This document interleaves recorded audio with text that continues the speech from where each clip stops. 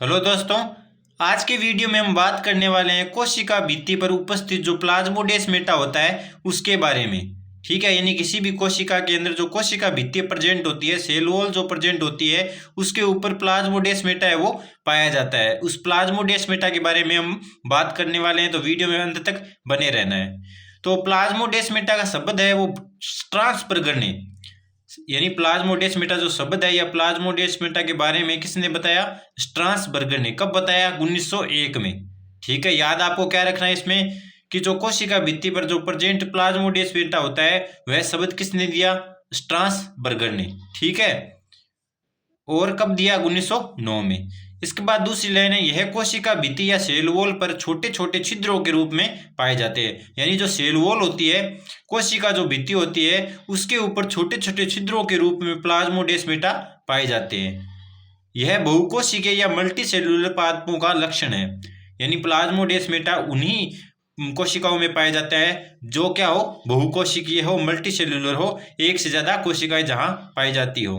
ठीक है, इसके अलावा इसका मुख्य कार्य यानी प्लाज्मोडेस्माटा का मुख्य कार्य क्या होता है कि दो समीपस्थ कोशिकाओं यानी पास पास जो कोशिकाएं उनके बीच में कोशिका द्रव्य यानी साइटोप्लाज्म या पदार्थों का आवागमन आदान प्रदान करना होता है। प्लाज्मोडेस्माटा का कार्य क्या होता है? समीपस्थ जो कोशिकाएं होती हैं उन कोशिकाओं के बीच में कोशिका द्रव्य यानी साइटोप्लाज्म और जो अन्य पदार्थ होते हैं उन पदार्थों का आदान प्रदान या आवागमन करना होता है। ठीक है, आगे बात करते हैं चिकनी अंतःपृथ्वी जालिका।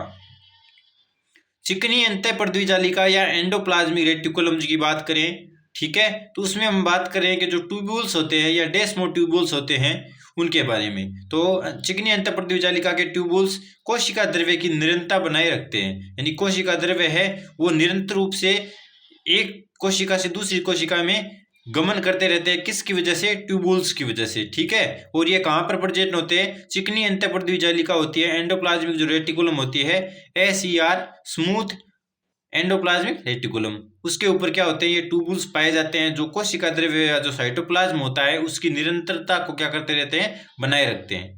ठीक है, इसको हम डायग्राम से समझ सकते हैं, आपको ध्यान से देखना है।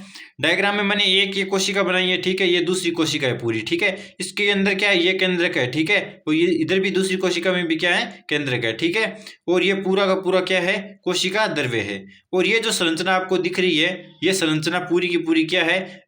जो चिकनी अंतःपृथ्वी जालिका है। ठीक है, तो ये चिकनी अंतःपृथ्वी जालिका क्या है कि इधर से यानी इस कोशिका से इस कोशिका के अंदर जो क्या है पदार्थों का क्या कर रही है? आवागमन कर रही है। ठीक है, और ये बीच में जो छिद्र दिख रहे हैं जिस छिद्र से ये जा रहे हैं, ठीक है, कोशिका द्रव्य क्या हो रहा है? एक कोशिका से दूसरी कोशिका में जिस छिद्र के द्वारा जा रहा है वह छिद्र क्या कहलाता है? प्लाज्मोडेस्माटा। यानी जो ये जगह है इसको क्या बोलते हैं? प्लाज्मोडेस्माटा। ठीक है, प्लाज्मोडेस्माटा, ये आपको ध्यान में रखना है। ठीक है, तो आपको प्लाज्मोडेस्माटा में आपको क्या याद रखना है कि जो बीच में जो दो कोशिकाओं या समीपस्थ जो कोशिकाएं होती हैं उन कोशिकाओं के बीच में क्या पाया जाता है? एक छिद्र पाया जाता है। किस काम आता है वो? पदार्थों या कोशिका द्रव्यों को क्या करना? आवागमन या आदान प्रदान करना। अब आगे बात करेंगे हम कोशिका भित्ति के जो रासायनिक संगठन है उनके बारे में। ठीक है, कोशिका भित्ति में जो रासायनिक संगठन है उनके बारे में। तो कोशिका भित्ति में रासायनिक संगठन या रासायनिक परिवर्तन, स्थूल कोण ऊतक या कोलेनकाइमा जो ऊतक होता है, स्थूल कोण ऊतक या इसे क्या बोलते हैं? कोलेनकाइमा टिश्यू की कोशिकाओं के किनारों पर सेल्यूलोज व पेक्टिन का स्थूलन या जमाव पाया जाता है। यानी ये बात कहना चाह रहा है कि कोई भी कोशिका भित्ति है उसकी बात कर रहा है, और कोशिका भित्ति के अंदर जो में बात करें तो जो स्थूल कोण ऊतक होता है, कोलेनकाइमा जो टिश्यू होता है, उसकी जो कोशिकाएं होती है उस कोशिकाओं के जो किनारे होते हैं उन किनारों पर सेल्यूलोज व पेक्टिन का क्या पाया जाता है? जमाव या स्थूलन पाया जाता है। देखो, स्थूल कोण ऊतक है। ठीक है, तो याद किस प्रकार से रख सकते हो? आपको ये नाम तो याद रखने पड़ेंगे, सेल्यूलोज व पेक्टिन। ठीक है, तो याद ये ऐसे रह जाएगा कि कुछ कोण मतलब किनारों पर। ठीक है, स्थूल माने स्थूलन या जमाव। ठीक है, और ऊतक तो ऐसा ऊतक है जिसके कोणों या किनारों पर क्या पाया जाता है? जमाव पाया जाता है। किसका जमाव? सेल्यूलोज व पेक्टिन का। ठीक है, आगे वाहिकाओं वाहिनिकाओं दृढ़ोतक या स्क्लेरेनकाइमा। ठीक है, वाहिकाओं वाहिनिकाओं दृढ़ोतक, और इसी को क्या बोलते हैं? Sclerenchyma tissue. ठीक है, इसमें लिग्निन का जमाव पाया जाता है। इनमें जो वाहिकाओं वाहिनिकाओं द्रव्योतक में क्या पाया जाता है, लिग्निन का जमाव पाया जाता है। स्थूल कोण उत्तक है, उसमें किसका जमाव होता है, सेल्यूलोज व पेक्टिन का जमाव होता है। अभी बात करते हैं अधिचर्म या एपिडर्मिस की। एपिडर्मिस या अधिचर्म है, उस पर क्यूटिन का जमाव पाया जाता है, जो जल के प्रति अपारगम्य होता है। ये क्यूटिन है वो क्या करता है, जल के प्रति अपारगम्य होता है, जल को एक स्थान से दूसरे स्थान पर नहीं पहुंचाने देता। इसीलिए यह पौधों की पत्तियों में वाष्पोत्सर्जन के द्रव को कम करता है। इसीलिए यानी क्यूटिन क्या होता है, अधिचर्म पर क्या पाया जाता है, क्यूटिन। ठीक है, ये क्यूटिन क्या करता है, जल के प्रति अपारगम्य होता है, और इस अपारगम्यता के कारण पौधों की जो पत्तियां होती है उनमें वाष्पोत्सर्जन, वाष्प का जो उत्सर्जन है उसकी दर को क्या कर देता है, कम कर देता है। ठीक है, क्या पत्तियों में क्या पाया जाता है, वाष्पोत्सर्जन पाया जाता है, वाष्प का जो उत्सर्जन है वह पाया जाता है, उसकी जो दर है उसको कम करने का काम कौन करता है, ये क्यूटिन का जमाव है वह करता है। ठीक है, आगे बात करते हैं कोरक कोशिकाओं की भित्ति पर। जैसे हम सबसे पहले जो कक्षा थी उसमें हमने बात करी थी मृत कोशिका की।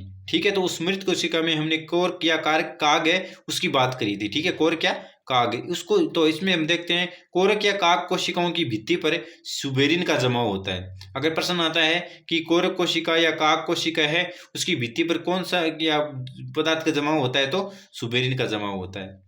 इसीलिए यह जल के प्रति अपारगम्य होती है।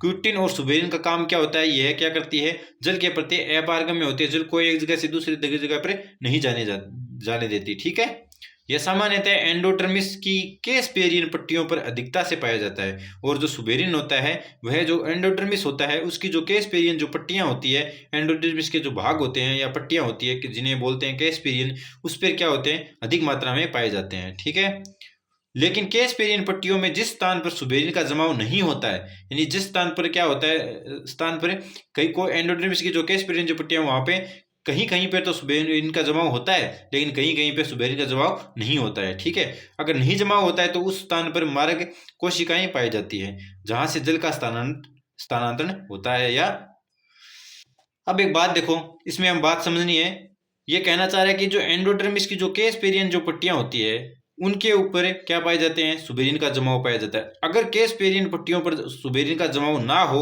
तो उस स्थान को क्या कहेंगे, मार्ग कोशिका या पैसेज सेल कहेंगे।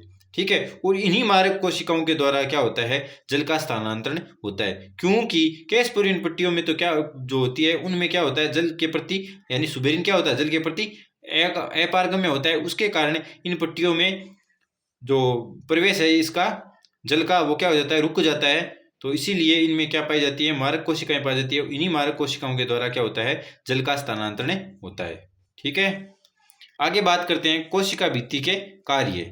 ये आपको ध्यान से देखना इंपॉर्टेंट है। कोशिका भित्ति कोशिका को निश्चित आकार व आकृति प्रदान करती है, यानी कोशिका भित्ति है वो कोशिका होती है पूरी जो उसको क्या प्रदान करती है, आकृति और आकार प्रदान करती है। कोशिका भित्ति पर उपस्थित प्लाज्मोडेस्माटा, अभी हमने बात करी है प्लाज्मोडेस्माटा की, तो कोशिका भित्ति पर उपस्थित जो प्लाज्मोडेस्माटा है द्वारा दो कोशिकाओं के मध्य पदार्थों का आवागमन होता है। यानी अभी हमने बात करी है कि जो सेल वॉल होती है उस पर क्या पाए जाते हैं, छिद्र के रूप में प्लाज्मोडेस्माटा पाए जाते हैं, जिनके द्वारा दो कोशिकाओं के मध्य पदार्थों का या कोशिका द्रव्य का क्या होता है, आदान प्रदान होता है। कोशिका भित्ति में यह कोशिका को यानी जो कोशिका भित्ति है वह कोशिका को यांत्रिक आघातों व संक्रमण से सुरक्षा प्रदान करती है। यानी यांत्रिक जो आघात होते हैं, इसके अलावा जो संक्रमण के जो प्रकार होते हैं उनसे क्या करती है, सुरक्षा प्रदान करती है कोशिका भित्ति की। ठीक है, कोशिका में जो कोशिका भित्ति होती है उसका यह जीव द्रव्य को सूखने से बचाती है। इसके अलावा जो कोशिका भित्ति होती है वह जो जीव द्रव्य होता है, प्रोटोप्लाज्म होता है, उसको सूखने से क्या करती है, बचाती है। इसके अलावा बाह्य कंकाल का निर्माण करती है। ठीक है, कोशिका भित्ति किसका निर्माण करती है, बाह्य कंकाल का, और प्रतिकूल परिस्थितियों में सुरक्षा रहती है। और जो प्रतिकूल, एक तो अनुकूल परिस्थिति होती है जब तो फायदेमंद होता है, अगर प्रतिकूल परिस्थिति होती है तब क्या करती है, कोशिका भित्ति इसमें सहायता प्रदान करती है। ठीक है, या सुरक्षा प्रदान करती है। ठीक है, तो अगर आपको वीडियो पसंद आया हो और अगर आपको किसी को भी नोट्स चाहिए तो वीडियो को लाइक करें और चैनल को सब्सक्राइब करें और कमेंट करें और बताएं कि आपको नोट्स है वो किस टॉपिक के चाहिए। धन्यवाद।